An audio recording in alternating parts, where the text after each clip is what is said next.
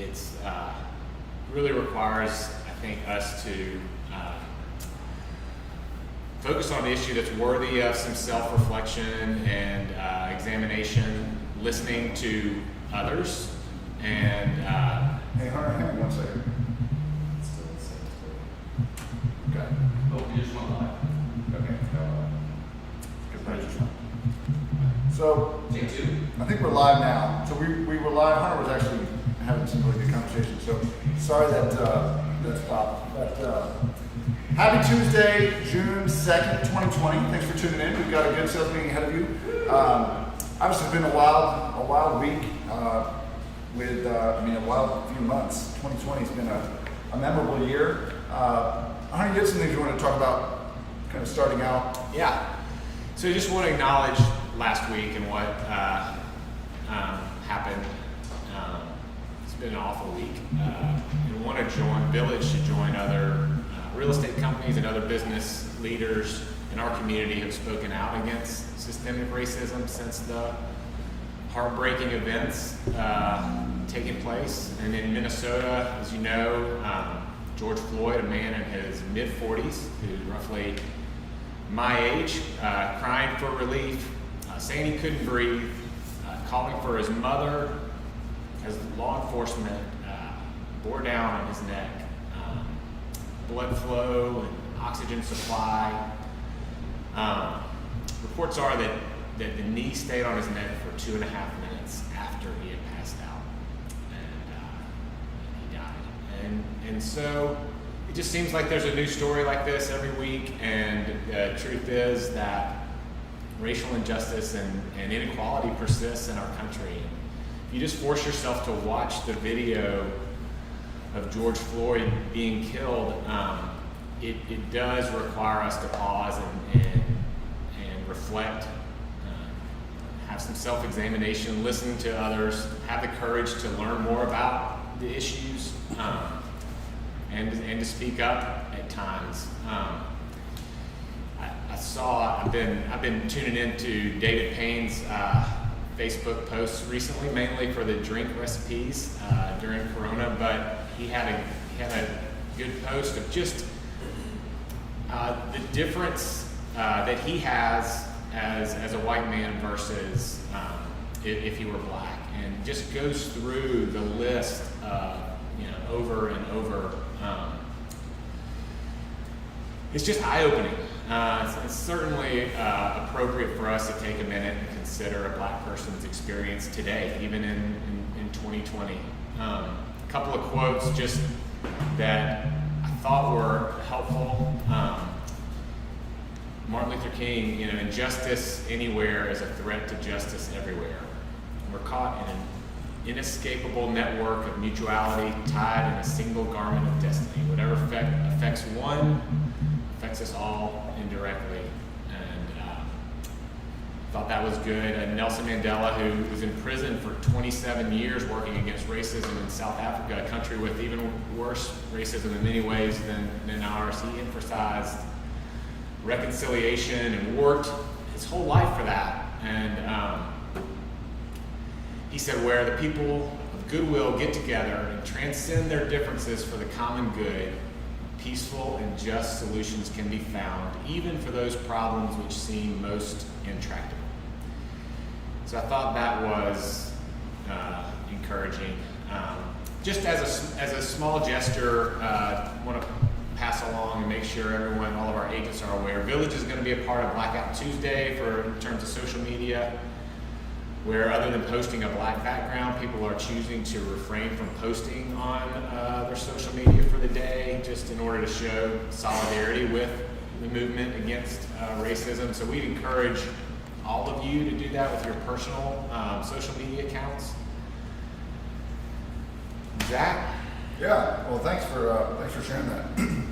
It's been it's been tough. Obviously, there's a lot of I think one thing to remember too is every industry has bad apples and bad actors. The real estate industry is no different. We've got a lot of incredible agents here, and there's some yahoos out there that put a bad tarnish on us all. And so obviously there are a lot of really good law enforcement officers as well, and they're just as there are a lot of really good protesters that aren't rioters, and it's a tricky thing when you look at how, you know. I did hear someone say no one hates bad cops worse than good cops. Yeah. You know, it just kind of takes. I think the majority. It's just fascinating how the minority of, when you look at kind of, you know, a group of police officers, protesters, real estate agents, whatever it is, how much influence the negative side can have. And I think that's just a reminder that we have to be even better in all of our industries and really shine a light on the good. And also expose the bad. I mean, it's Expose like the this, bad. this stuff is like, That's a great point. it's a time not to highlight, you know, the good for a while anyway. Just kind of acknowledge like this is not okay. Acknowledge the bad. I talked about that in the video yesterday of even with, you know, just in the market. How's the market, right? If you just go off and talk about everything's rosy, hunky-dory, one, people will not believe you and they'll think you're lying. And not that the lying part is bad, but it is, but that's less than the breakdown of trust, right? It takes years to build trust and it takes seconds to break it down. So I was thinking a lot about dialogue, right? And just sort of how important it is to have dialogue. And ultimately that's really the source of solutions. That's where solutions come from is good, thoughtful, peaceful, calm dialogue. And so I was looking up some quotes about dialogue, and Malela, who's a young woman who you probably heard of over the last several years, she said the best way to solve problems and to fight against war is through dialogue. Seth Godin said dialogue leads to connection, which leads to trust, which leads to engagement. Paulo Freire, I think that's how you pronounce it, said dialogue cannot exist without humility, right? We can't just stand on a pedestal and say, well, I'm right, you're wrong, because that doesn't promote dialogue.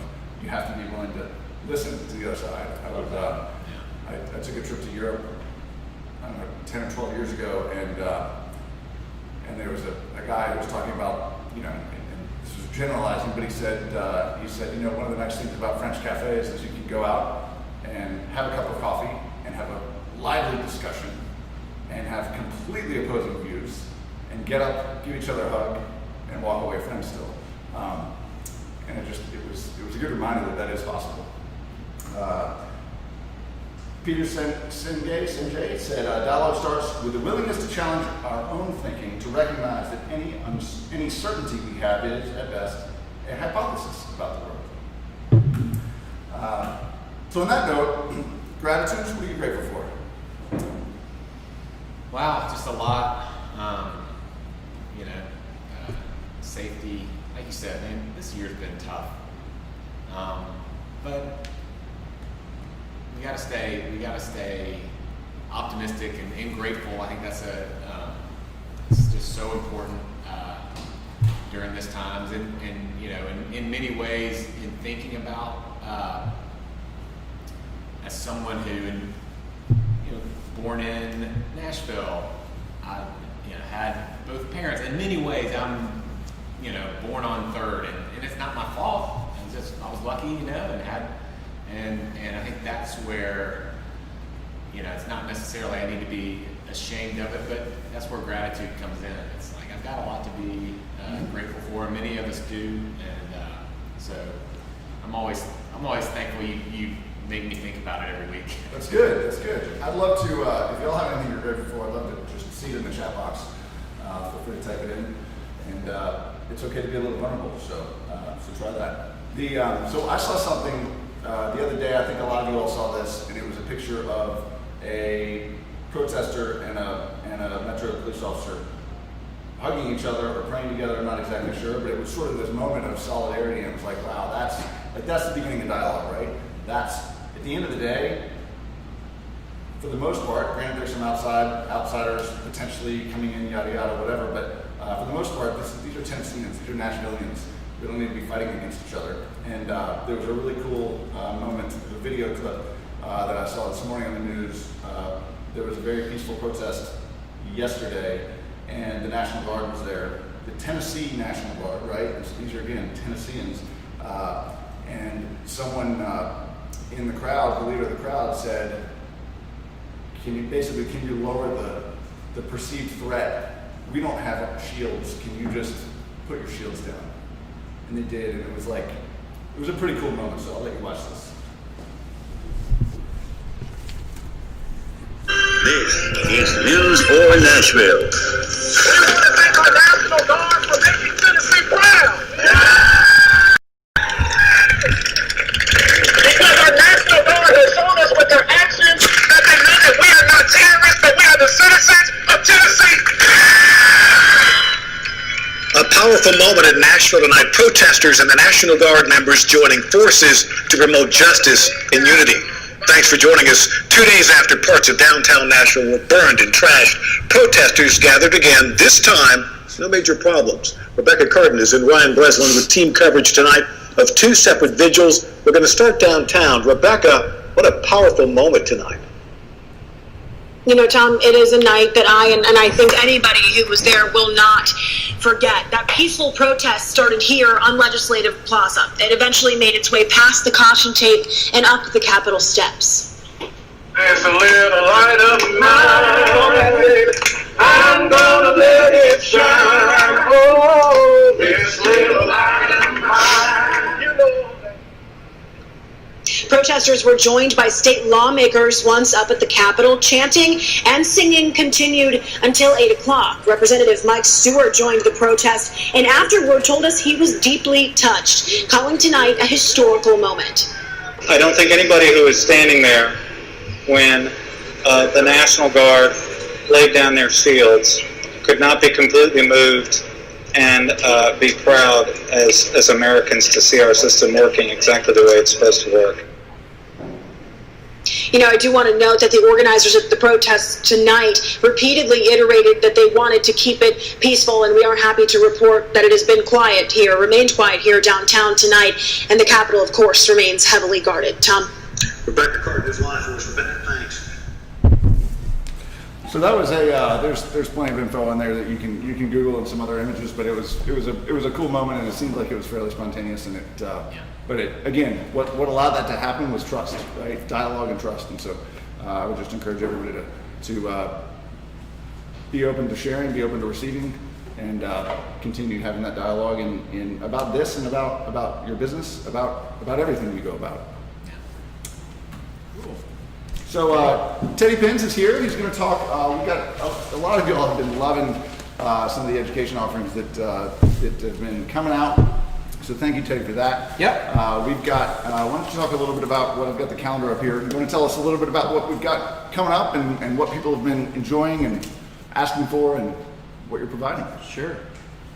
I just need to take a deep breath after all that, so I'm going to invite everyone to maybe close your eyes for just a moment and take a deep breath.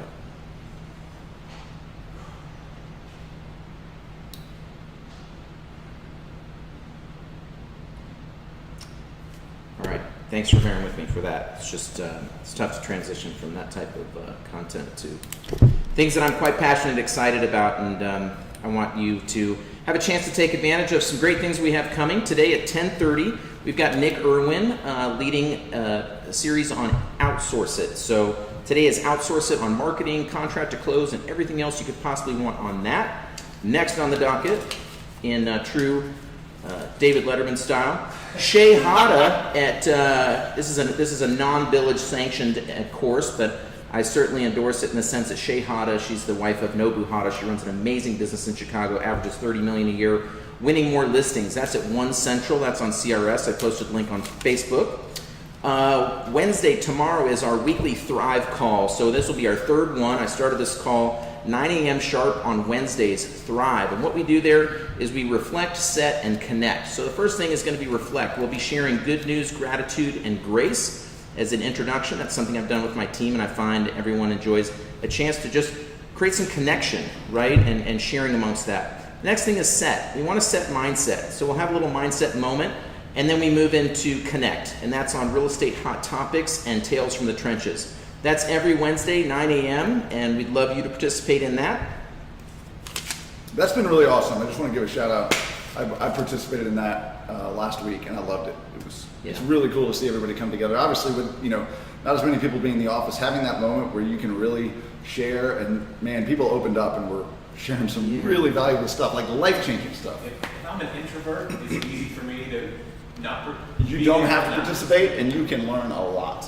Okay. Yeah, it is meant to be. Question in case I didn't hear. I'm so glad that So, Hunter yeah. mentioned that. He said, if I'm an introvert or someone that's not really want to share or be vulnerable in that space, or maybe I'm brand new to the business, no, please join us. This is an open conversation for people and personalities and agents of all levels. And so it touches on some things maybe personally in the business that we struggle and face, as well as professionally. So we'd love to see you. That's Wednesday mornings, 9 a.m., Thrive. And all these things that I'm mentioning, of course, are in the Village calendar. I also post them on the Village exclusive Facebook page, and you'll see a text as soon as I walk away from this camera reminding you and how to get to those places. So Good work. Thank you very Thursday, much. hold on, folks. Oh, Let's we're not get done crazy. yet. Take it easy. There's more. There's more, right? Feels You like call in the next 10 minutes. Thursday from 2 to 3, we have market stats and market graphics with the Zach Goodyear. You'll want to tune in to figure out how to create those and how to market. And next Tuesday, a little preview, we've got a panel on hard conversations, commissions, retainers, and negotiations. That's all, folks. Good to see you. Appreciate you. We'll see you after this. That's good. Thank you very much. Got a little peanut gallery back there. Dude ought to be on Tennessee on TV or the radio. It's got a voice like so jealous. He's got a voice for TV. He doesn't have. You were about to. You were not about to got say a- the face for radio thing. No. Okay. He's got. He wasn't going to say that. He wasn't going to say I that. was not going to say that. All right. I feel like I have a face for radio after that video in the sunshine yesterday. I was like, I like the haircut, the yeah, beard. haircut. Oh, yeah, It's haircut. coming I together. shaved a little bit. I felt like I needed to kind of take it down easy. Yeah. Didn't want to shock my system by going all the way off. But yeah, haircut was awesome. Yeah. Did the had masks on and went in with my two of my kids. I didn't think my 3.5-year-old was going to wear a mask, but I kept telling him for a few days before that we could dress up like superheroes and it would be awesome, and he loved it. He was good. All let's see right. here. Connolly Corner, what do we got? So some news you can use to stay on top of your business and help your clients as they make decisions. So the markets. Zach, if you go to the next slide. Are we on the market slide now? There we go. All right, so the stock market has just continued to rise. I mean, we're back. The Nasdaq's up 6% on the year. The S&P is almost back to where it was, and so it's really surprising, and it shows, I think, that and it is surprising too relative to other markets worldwide. So the Hong Kong's stock index, which is a large one for Asia, is down still 19%. Europe's down 16%. So the U.S. is still economically really leading in the recovery, even though like last week we had 2.1 million more people lose their job. But even that was like a little less than economists were expecting, and so suggests that as the economy opens back up, firms are rehiring and employees, as states reopen, the markets are telling us that they're expecting a quicker economic recovery than maybe we were thinking, in March, which is relative to where we were in March. The market's up like 30-something%. Wow, and it had fallen, I guess, 40%. Yeah. 35-40%. So. Exactly. So So that's good. So I guess you're thinking, that maybe the initial estimate was that it was going to take the whole year or more to come back, but now it's being calculated in sort of an estimate of months. I mean, I really don't know, Zach. Like I'm as surprised as anyone how strong. Even yesterday, I'm thinking over the weekend, just seeing what we all saw on TV and what this country, And especially with country's businesses going through. closing down. I mean, there were Targets that shut their doors, or publicly traded companies that were The you know, market shutting was down. up yesterday. It just like doesn't make any sense. So it is a reminder, like we've talked about this before, like trying to time the market and guess, and even if you're using, you know, what you think of as common sense, the market is looking way ahead a lot of times, and your best investment strategy is the same as, you know, if you're buying a house, you know, buy something high quality, plan on holding it a pretty long time. Where you get hurt is when you're trying to outsmart yourself.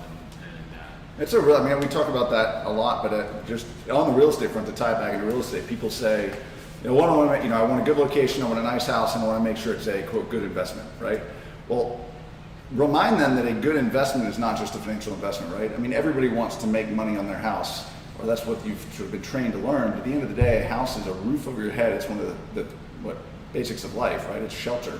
It's also a place to make memories with your loved ones, and it's a place that you can put your own touch on, right? If you want to paint the walls yellow or pink or blue or orange or white or black, whatever it is, you can do that, and that can bring joy. So the appreciation is, which usually happens, is just a cherry on top. Component, yeah. So next slide, headline, saw pending home sales for April. Not surprisingly, we're down 33%, kind of year-over-year signings of contracts. And so April was when most of the country was in lockdown and not out. So and they had gone up in March year over year, so then they were down a little bit. The largest decrease since NAR has been tracking contract signings. So it was historic, and but economists believe that the industry is recovering. And after a sharp pullback in mortgage demand, we saw last week new home applications spike 9% up last week from the previous week, and 9% from the year. That's a pretty big number, because last year was pretty healthy. And so for us to be up last week in new mortgage applications, that's not refis, it's just for new purchases, to be up 9% was really big news. So just a reminder, and I think this is basic, but these are, we call these leading indicators, right? So they're activities that are trackable, that predict, or predictive of future sales, right? So pending sales, usually that's a leading indicator, writing a contract, but usually you apply for a mortgage before you write a contract, or at least right around the same time. So looking at that congruently. Yeah, refinance volume actually fell a little bit, but it was down 0.2%. The other thing we've talked about is how just the supply of homes has been down. Really, this whole recovery, like we haven't had that level of supply like we had in 06 to 08, and that's really been part of the cause for a strong pricing market. And not unexpectedly, COVID had a short-term effect on new construction permits in April. Those were down about 30% as privately owned housing starts. Just your mom and pop builders were just on the sidelines for the most part. And then finally, we talk about trends from the coronavirus and the way things may look as we recover. And experts are still predicting that a lot of young people will leave those super expensive urban locations, New York, San Francisco, those high-priced urban centers, in favor for a less expensive and less dense living options in places like Nashville. Especially if you have a lease. I mean, I was hearing a report on the radio about you don't buy in New York and live in Manhattan, Midtown, or it's pretty easy to move. Just to like, because you want a spacious retreat, right? You live because of what's downstairs, because of the park, because of the restaurants. And when you're confined to your house, to all 400 square feet of it or whatever it is, and you're paying a lot of money for that, and you can't use all those neighborhood amenities, it's sort of like, a lot of young people were living, in the city, and their retreat, they don't have a place in the Hamptons or wherever to go, but they went back home, which wasn't New York. You know, a lot of young people go to New York, and so they go back home to South Carolina or wherever, and they're like, it's kind of looking back. Am I really going to sign another year lease there? And or is it time for me to rethink this? And so it's been fascinating. I mean, I've been talking to a lot of friends in various cities, and we have a and just in clients, and I'm sure you all are seeing it too, and chime in the comments, but people are totally rethinking the way that they're living through this, and also just like, if you've got clients with kids, I've heard this so many times about how noisy and loud their house is, right?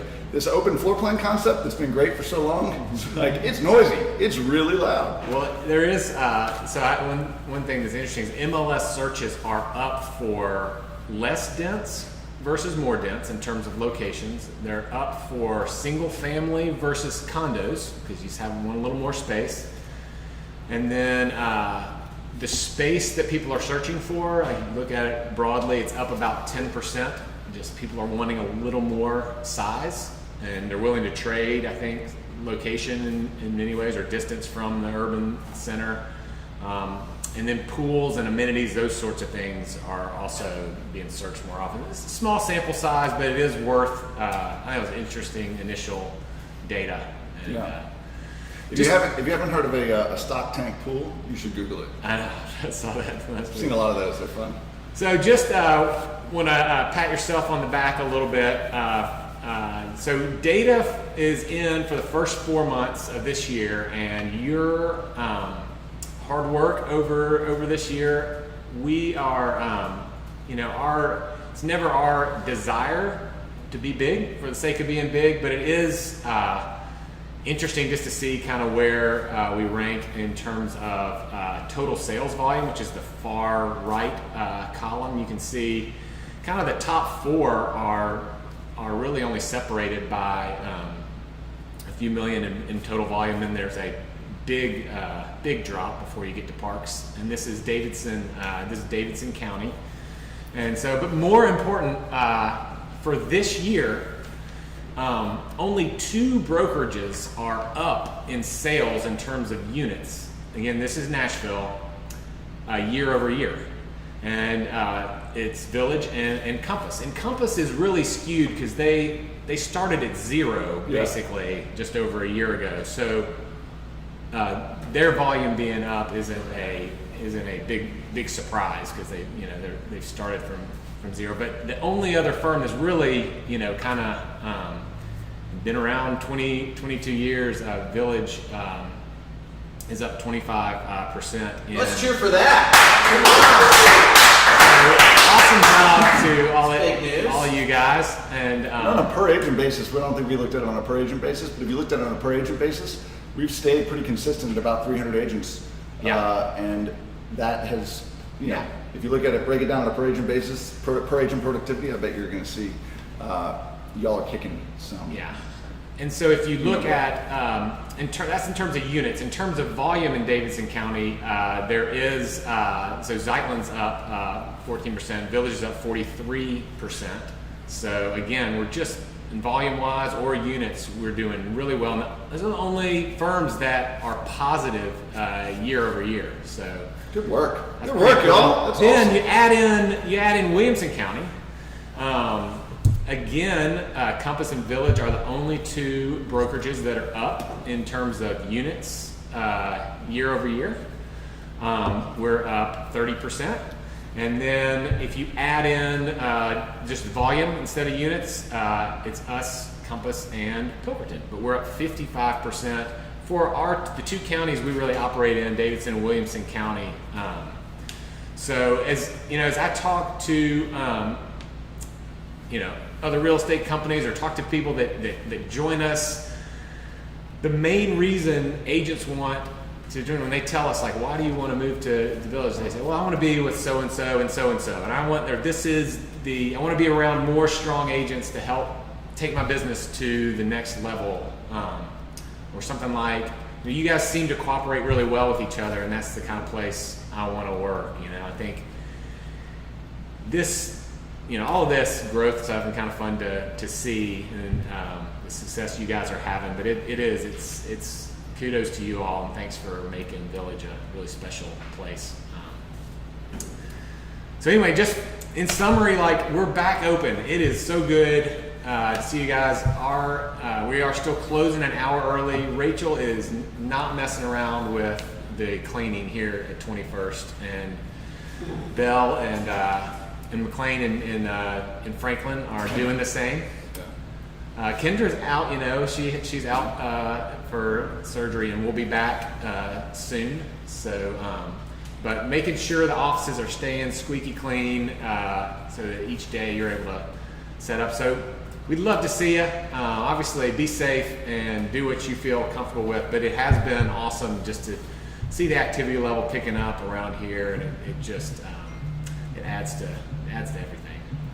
Collaboration, dialogue, all the things we talk about that ultimately drive that success, right? Those numbers are really just a result of the individual, daily, and collaborative activities that happen.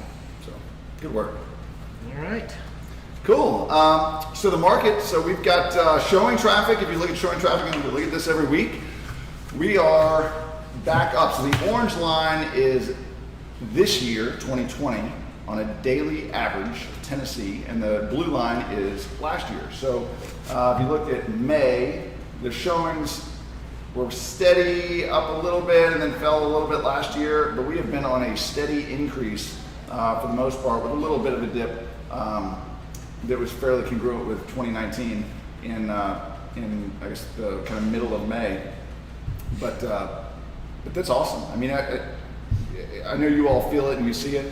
But showing activity is a really good leading indicator of sales, and this is showing activity with slightly less inventory as well. So you've got the same. This is the number of showings of in-person showing appointments that are happening. I think the feedback we've been hearing anecdotally is just that activity level is really high, and we'll probably talk about this later. But the ability to get a deal done is even harder now for various reasons. But you're seeing a lot of multiple offers.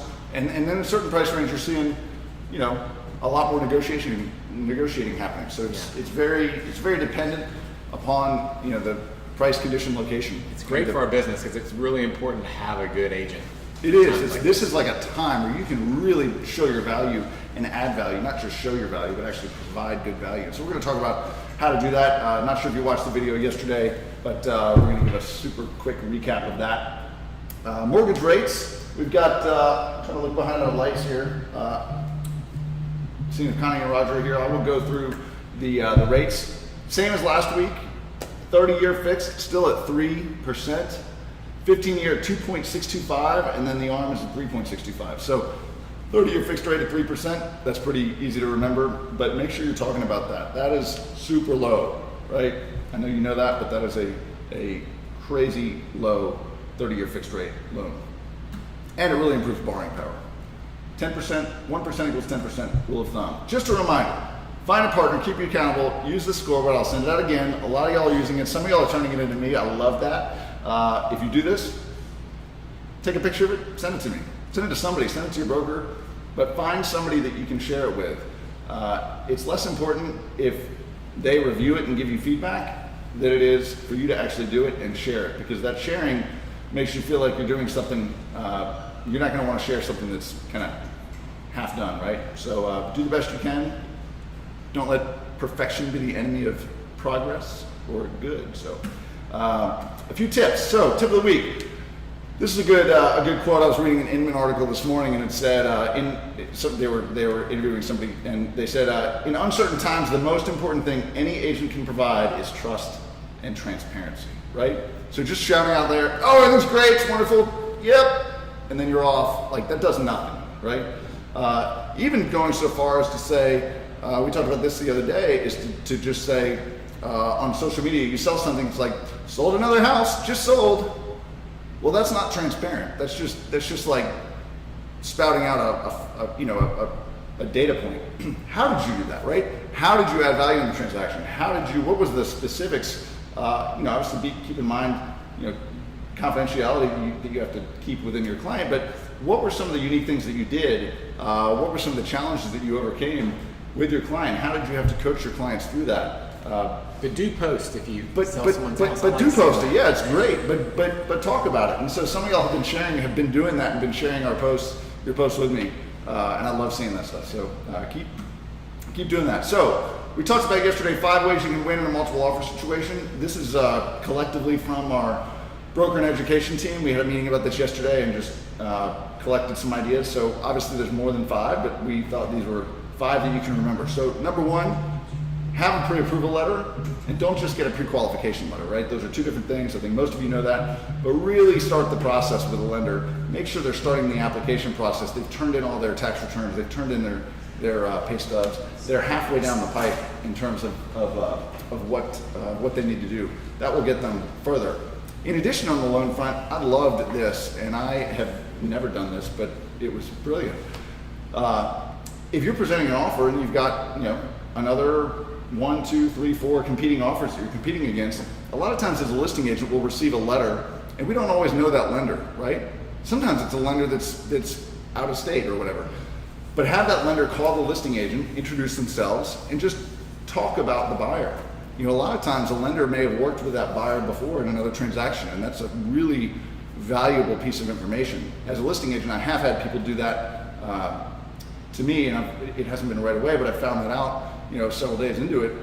And they say, oh yeah, this is our 4th loan over the last 12 years. Like, this is a long-term client of mine. I'm like, awesome. Like, I've got total confidence that they're good to go now. So it really enhances that, again, transparency and trust, and reduces the risk or perceived risk the seller might have some fears of, right? If I were a seller in a multiple offer situation, the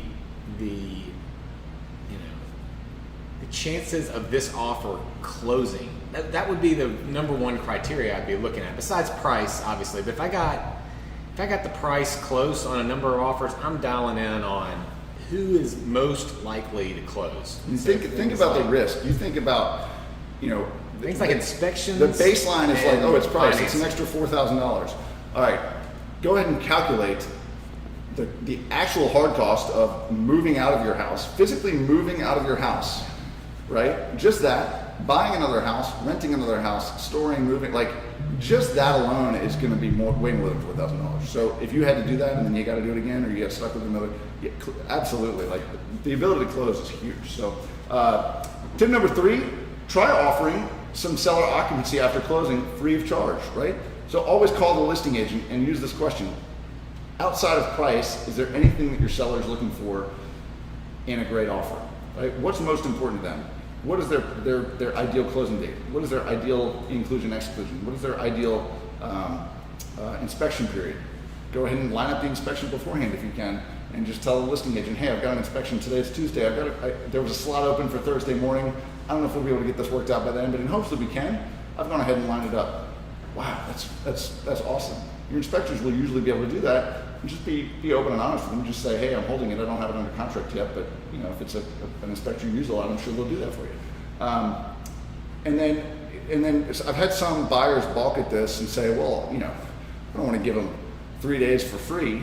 Well, you're talking about a few $100s, and you might be offering $5,000 or $10,000 over the asking price. So just bring your buyers back to reality and put it all in perspective for them. Number 4, regarding inspections. That's a huge unknown, right? That's where most of the earnest money releases that we as brokers sign are for inspection-related issues. That's the primary reason that deals fall through. And it happens obviously because there's legitimate stuff, but at the end of the day, pretty much everything's fixable. So it usually has to do with fear, right?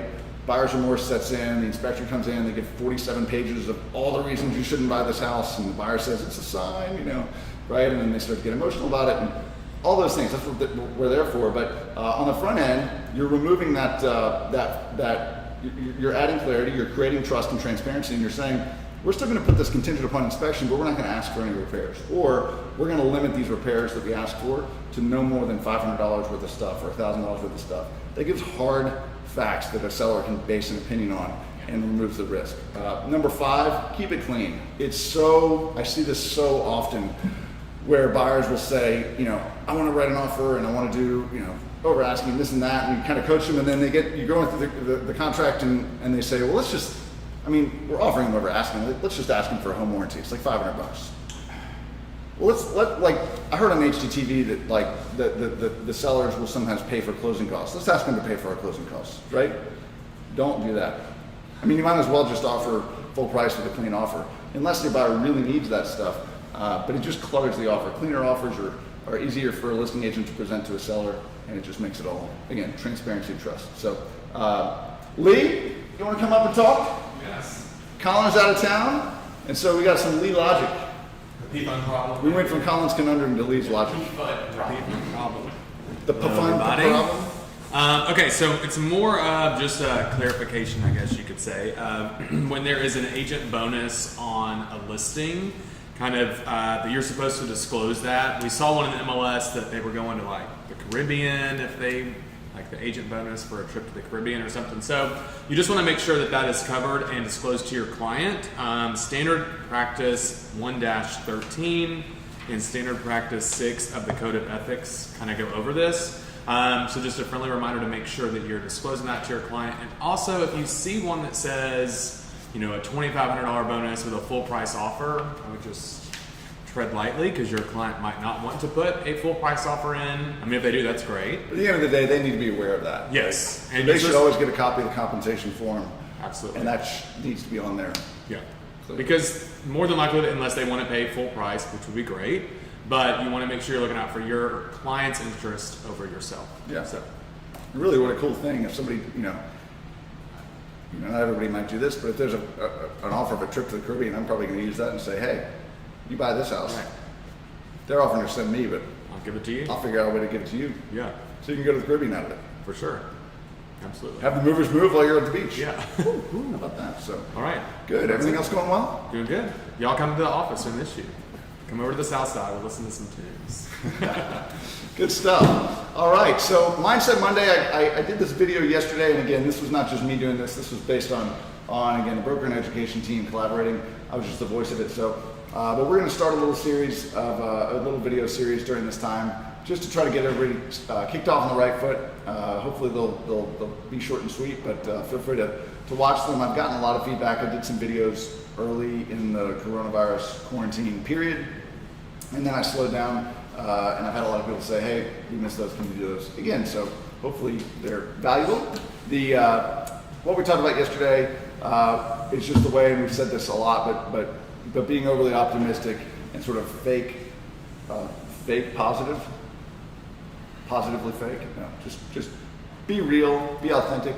And if you don't know the answer, say, I don't know, right? Nobody has a crystal ball. You can't predict the future, but you can say, well, based on what I'm seeing, based on this anecdote, if you don't have an anecdote, find another agent who does. Again, collaboration wins the game, and the more you can communicate and have a dialogue, keep talking about this dialogue thing, the more you can have a dialogue with other agents and other people, the smarter you'll be, the more informed you'll be, and the better you'll be able to serve your clients. So, Stay connected. Call your agents. Stay connected, yeah. Just talk.